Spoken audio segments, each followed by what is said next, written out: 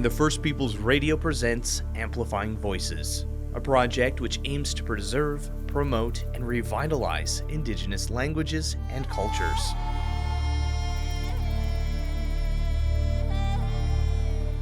Cameron Adams is Ininiw-Anishinaabe and French-Canadian with Scottish and English ancestry from Gimli, Manitoba, and Treaty from Berens River, situated in Treaty 5 territory.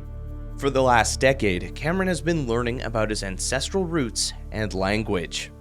Tanse ketatam skatinaw nina Cameron Adams nitisne kasun Gimli Manitoba ne Memewiziibiing ni chapa anak kinoseo sipi ke go Memewiziibiing ka chiche kanake e ko su Scots ne menenitin e wapamegok wapamitagok anoch kagisegak. Hello all, my name is Cameron Adams and I come from Gimli, Manitoba. My great-grandparents come from Norway House Cree Nation and Berens River First Nation. I'm happy to see you all today.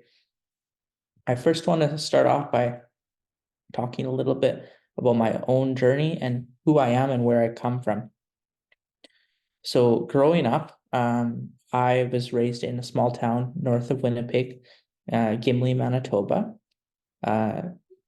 In this community, I attended most of my primary and secondary education.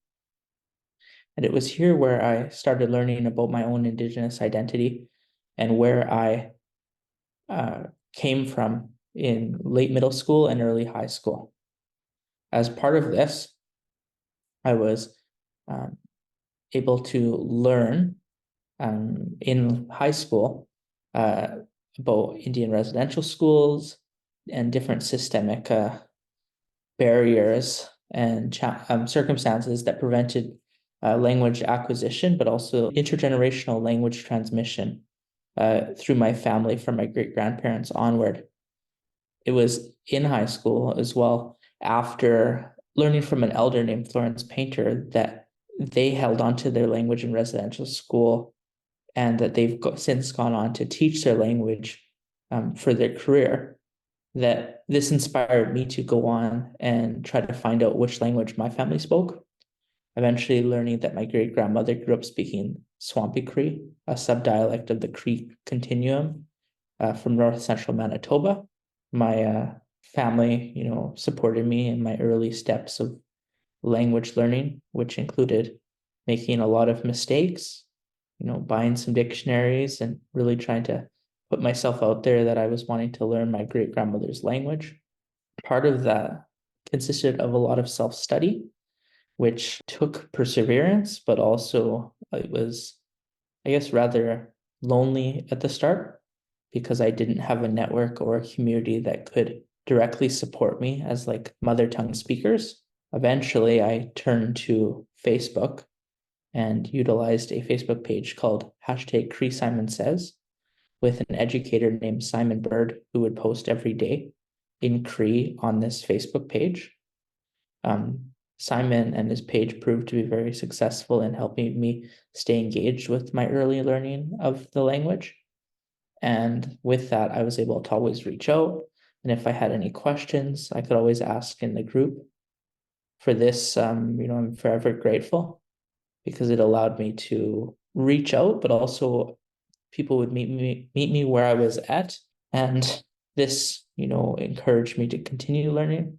I would say that there was different posts that were on that page. For instance, there would be some trivia where you would ask, how do you say this word? And there'd be 3 options. So you'd actually have to guess or try to think of what word that is. So it would do memory retention. There was also others where it was spell a word in Cree that starts with this letter. There was also a different posts where it might be videos where someone was participating in a cultural event or skinning an animal, and they'd be talking about what they're doing in the language. So there was a lot of different engaging pieces to this Facebook page, which still is up today. And this really it made me aware that this language was viable early on in my journey, that I wasn't learning a language just for fun, right? That this would actually be something that I could pursue. and really, learn and work to reclaim in my own family, since it's been 2 generations before me that haven't spoken the language. Eventually, after about probably a year or two, my passion for the language was very evident, and I was starting to learn more about myself and more about my family, and like where my family members had originated from in northern Manitoba, and what our family would call home. This allowed me to really take part in kind of reclaiming, but also learning my language and assisting others in that journey as well. I've had a lot of support in my own journey from first language and second language speakers, but in my own journey, part of me learning has been also sharing and working with the language extensively over the last 5, 6, 7 years, which started right in university when I took introductory Cree at the University of Winnipeg starting in September of 2017. With this though, language learning has personally been a hobby, but it's also been something that I've tried to center.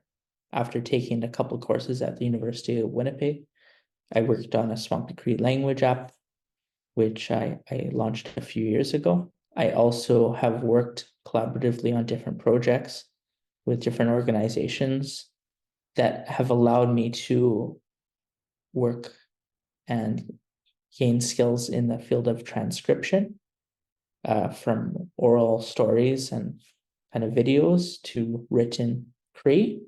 This has helped me greatly in the field of literacy, and I've gained a passion for Indigenous language literacy. I believe that literacy has helped me in my own speaking too, which is very relevant to my own studies.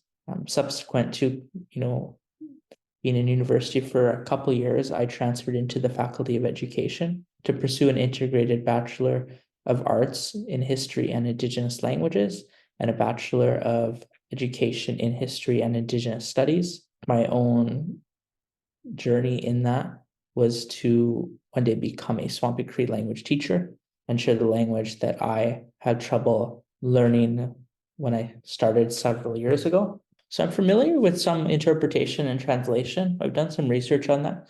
I think that going from them, if I specifically talk about interpretation, if it's in English, I'm trying to interpret these ideas into a Cree worldview. If it's from Cree to English, I'm trying to also interpret that into an English worldview and what would make sense for the listener. So both ways present their own challenges. If it's translation, this is interesting because sometimes concepts in English won't be there in Cree, but then sometimes the specific details in Cree to English might become a little bit descriptive, or if we're trying to translate them per se. So there is different back and forth challenges, but there is capacity and the ability to make it comprehensible what one is trying to communicate when you're translating or doing interpretation work. So there's different words that we have that I've heard. And for instance, like sometimes a word might be able to be shifted to an alternative meaning. For instance, a word that comes to mind is tipayegan. Tipayegan is what we would know as a measurement. It's a unit of measurement. Oftentimes we say tipayegan is a mile. So knowing that tipayegan is a measurement as a noun, how would we say a ruler if we're in a classroom? Well, a word that I've seen is tipayeganatic, which means it's a stick that allows measuring. Makes sense? So it's a descriptive word. It has a historical usage, right? It also has a contemporary usage. It can be used in different capacities, but it shows the flexibility and the adaptability of our language and what we can really do with it. So I think that that's what we see with a lot of our words in our language, is that we might have a specific usage for that. If we can use that as a synonym today with something different, right? If I was hauling in a couple 5-gallon jugs of water, I could say e kwapikean, I'm hauling water. It has a different connotation though, because that's not quite how we hauled water long ago. It might be in buckets, it might be with a different tool, but the verb is still there in usage. So I think that is an interpretation that sometimes we'll be using a verb, but in the context, it might be different. Or in the translation, it might be different depending on where you are, the situation you're in. But I think it shows the flexibility and the adaptability of our language in modern times too. I would say that there are many different words depending on the circumstances, but I think there's expressions that we have in Cree that are different. So if someone's shocked, they might say "wah wah," which is like OMG. Or they might, if someone's disgusted from something, they might say "sai," right? There's different connotations in our languages to express how we feel about something. But I'll be honest, at the end of the day, my language, just like every Indigenous language, offers a unique worldview. Our unique worldview is situated in the context of where our people come from, but it also allows us to think differently and see how we see the world and how we interact with it. But we can also succeed in the world we live in right now, even with our language in different capacities too. The ability, to learn an Indigenous language in my own journey has been really uplifting, but also there's been a lot of opportunities with the work I've been doing, as well as studying. I'm now pursuing my master's in Indigenous language revitalization at McGill University in Montreal, Quebec. And here I'm able to continue working on different projects with the Cree language, but also study the academic field of Indigenous language revitalization in Canada and globally. All of this in comparative, but also looking at the differences, have allowed me to kind of look at what practices exist around the world, what might be considered something unique, what might be considered something specific to a different country, but also what might be adaptable, but potentially promising for us in Canada to use to support Indigenous languages. For instance, one of the things I've been reading about lately is Indigenous language policy. Policy, for example, is something that different languages such as English and French have, I would say, the luxury in Canada to have, which reinforces their systemic approach and place in Canada.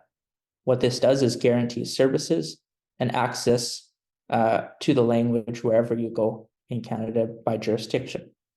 One of the things that I'm hoping in my research and kind of going forward is that I'll be able to look at how Indigenous language policies can better support Indigenous languages, but also support education, documentation, and the revitalization of Indigenous languages like mine, which is Swampy Cree. Susquats Ninanaskuman Kapeto Teanuta Nuskagisega Tapeto Mana Niminete e Pe Bigisquat Taman Nitaimo and Asiche Igua Nino Oche e Menoskagoan Tapeta Manu Menenimwen Igua Nipago Cinnamon Kawanui Gatsewi Pagitian Nitaimuen Igua Kispin Akme Moyane Tanenoen Kiga Minopimatisino.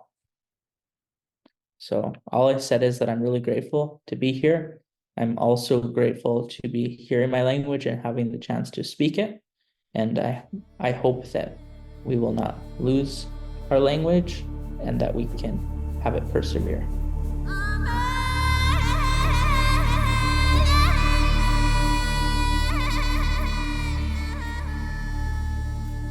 Amplifying Voices was developed in collaboration with over 60 Indigenous language keepers, experts, broadcasters, and academics, and is guided by an Indigenous advisory group comprising broadcasters, language experts, elders, and authors. The project is produced by Multicultural and the First Peoples Radio, and funded through the Radio Fund of Canada.